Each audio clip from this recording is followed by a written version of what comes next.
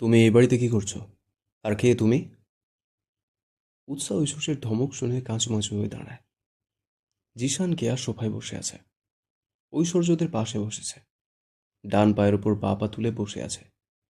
উৎসাহ মিনমিনে গলায় বলল, আমি তো উৎসাহ, এই বাড়ির মালিকের মেয়ে। ঐশ্বর্য থতমত খেয়ে গেল। মিসেস মহিলার আরও একটা মেয়ে আছে? মিসেস মহিলার ছোট মেয়ে তুমি? উৎসাহ ব্যস্ত কণ্ঠে বলে, না না, আমি তো সাবিনা পাটোয়ারির ছোট মেয়ে। আর আফসানা, উনি তো আমার মামি হন।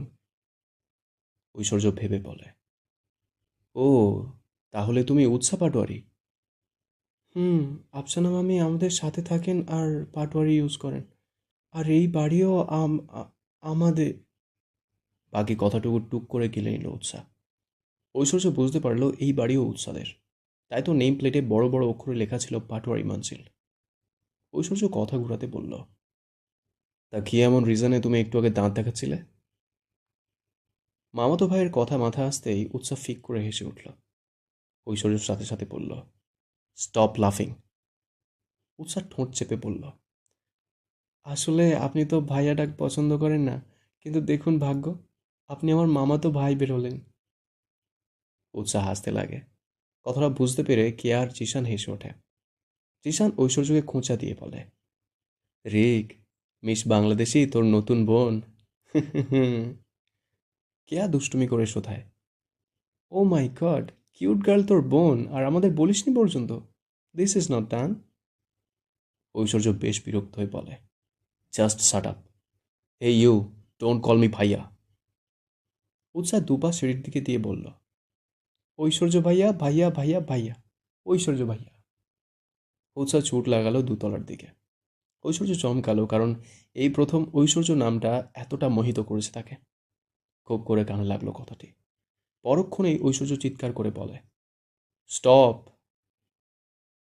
স্নিগ্ধ শোভন সকালে ঘুম থেকে উঠে নিজের কাজ শেষ করে সবার জন্য খাবার আয়োজন করছে উৎসাহ। কলিং বেল বাজল। উৎসাহ গিয়ে দরজা খুলে দেয়।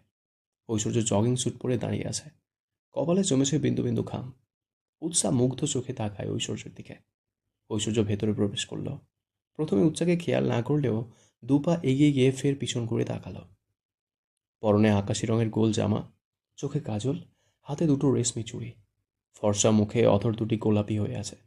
ওড়না গলায় ঝুলিয়ে রাখা। সব থেকে বেশি নজর কাড়ল উৎসার পায়ের নুপুরগুলো। উৎসা টেবিলের দিকে এগোতেই ছন ছন শব্দ করে নুপুরগুলো। ঐশ্বর্য বিড়বিড় করে আওড়ালো, আর রেড রোজ। উৎসাকে মাথা থেকে পা পর্যন্ত পর্যবেক্ষণ করে ঐশ্বর্য। 10 মিনিট পর সবাই ব্রেকফাস্ট করতে আসে, কিন্তু ঐশ্বর্য আফসানা পাটোয়ারি আর শহীদকে দেখে দোতলার উদ্দেশ্যে পা বাড়ায়। নিকি বলে ওঠে, ভাইয়া, ব্রেকফাস্ট করবে না? ঐশ্বর্য ফোঁস করে শ্বাস টেনে বলে, যার তার সাথে একই ডাইনিংয়ে বসে রিক ব্রেকফাস্ট করে না। নিকি বুঝতে পারল ঐশ্বর্য কাদের কথা বলছে। আফসানা চোয়াল শক্ত করে নেয়। মনে মনে ঐশ্বর্যকে দুটো গালি দেয়।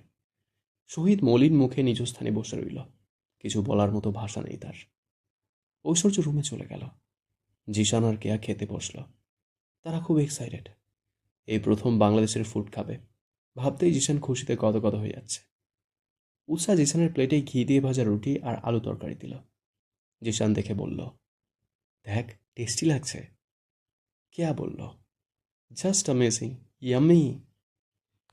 উৎসাহ মৃদু হাসল। নিকি ঐশ্বর্যের জন্য খাবার সাজিয়ে ট্রে উৎসার হাতে দিল। বনু, খাবারটা ভাইয়ের রুমে দিয়ে আয় তো। আফসানা তৎক্ষণাৎ বলে ওঠে, এত দরদ দেখানোর কি প্রয়োজন নিকি? নিকি সূক্ষ্ম শ্বাস ফেলে স্পষ্টভাবে বলল, আমার ভাই তাই। আফসানা বেশ বিরক্ত। মেয়েটা অবাধ্য। রুমের কাছে এসে নক করল উৎসাহ, কিন্তু ভেতর থেকে কোনো সাড়া শব্দ পেল না। উৎসাহ খেয়াল করে দেখল রুমের দরজা খোলাই আছে। উৎসাহ গুটি গুটি পায়ে ভেতরে প্রবেশ করল। ঐশ্বর্য ভাইয়া, ঐশ্বর্য ভাইয়া, ভাইয়া আপনি কোথায়? আচমকা ওর হাতে টান পড়ল। ঐশ্বর্য উৎসার হাত থেকে ট্রে নিয়ে বেডসাইড টেবিলের উপর রেখে দিল। উৎসাহ থতমত খেয়ে গেল। ঐশ্বর্যকে টেনে দেয়ালের সঙ্গে চেপে ধরে। উৎসাহ আরও এক দফা চমকে ওঠে। ভাইয়া, এটা কি করছেন আপনি? শশ, ডোন্ট কল মি ভাইয়া। I repeat, don't call me ভাইয়া। উৎসাহ ফ্যাল ফ্যাল করে তাকিয়ে আছে। এদিকে ঐশ্বর্য উৎসার হাত খুব শক্ত করে ধরে রেখেছে। যতবার ভাইয়া ডেকেছ এখন ততবার হানি বলে ডাকো। উৎসা চমকের অষ্টম আকাশ পার করল। হানি? কি? দেখুন, ঐশ্বর্য ভাইয়া হন আপনি আমার। ঐশ্বর্য রাগল, চোখে মুখে স্পষ্ট রাগের ছাপ। কানের কাছে মুখ নিয়ে ফিসফিস করে বলল, you are looking so pretty, then stay away from me.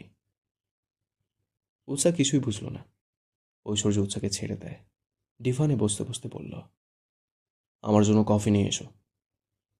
উৎসা বোকার মতো জিজ্ঞেস করে, আমি? এখন কফি খাবেন? জিশান ঐশ্বর্যের রুমেই আসছিল। হঠাৎ আইস কিউব শব্দটি কানে যেতেই হুড়মুড়িয়ে রুমে ঢুকে উৎসাকে বলে উঠল, আরে সকালে ঐশ্বর্য তো এই সময় কফি খায়। মিস বাংলাদেশি, তুমি নিয়ে এসো। উৎসা মৃদু কণ্ঠে বলে। উৎসা বের হতেই ঐশ্বর্য নিজের মতো করে ফোন দেখতে লাগলো। জিশান ঠাস করে দরজা বন্ধ করে দেয়, গিয়ে ঐশ্বর্যের পাশে বসল। ড্যাম, তুই কি রে, এখানে উল্টোপাল্টা শুরু করেছিস? ঐশ্বর্য ফোনে দৃষ্টি রেখেই বলল, কেন, তুই কি আজ নতুন জানলি?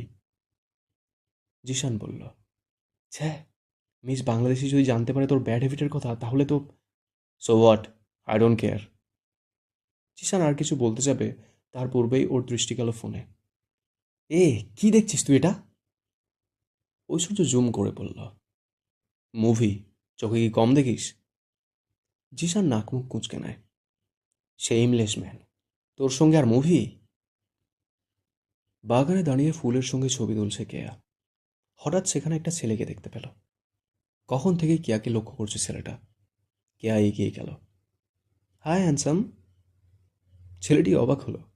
এখানে কোনো মেয়েই নিজ থেকে কথা বলে না, সেখানে কেয়া নিজ থেকে এসে হ্যান্ডসাম বলছে। কথাটা বেশ অবাক করলো ছেলেটিকে। কেয়া ফ্লার্ট করছে। আচমকা সেখানে রুদ্র চলে এলো। পুরুষালী কণ্ঠস্বর শুনে ঘাড় ঘুরিয়ে তাকালো কেয়া। মৃদু চমকে ওঠে সে। রুদ্র দেখতে কি সত্যি সুদর্শন।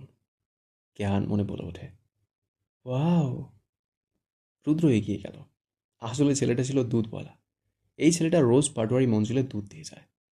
কিরে অভি, দাঁড়িয়েছিস কেন? দুধ দিয়ে তাড়াতাড়ি যা। অভি কাচুমাচু করতে করতে দুধ দিতে গেল ভেতরে। কেয়া বুঝল না। দুধ? 1 সেকেন্ড, ছেলেটা মিল্ক দিতে যাচ্ছে কেন? রুদ্র বলল, তুমি যার সঙ্গে এতক্ষণ ধরে ফ্লার্টিং করছো সে এই বাড়ির দুধওয়ালা। কেয়া নাক মুখ কুঁচকে নেয়। এটা কি হলো? হ্যান্ডসাম ছেলেটা দুধওয়ালা? ইয়াক। রুদ্র কেয়াকে নিয়ে মজা করে বলল, ইউ আর দুধওয়ালি। কেয়া বেশ লজ্জা পেল। ফার্স্ট টাইম কেউ এভাবে তাকে নিয়ে মজা করছে। রাগে দুঃখে কেয়া হনহনিয়ে রুমে চলে গেল। রুদ্র শব্দ করে হেসে উঠল। সোফার কুশন কভারগুলো চেঞ্জ করছে উৎসাহ।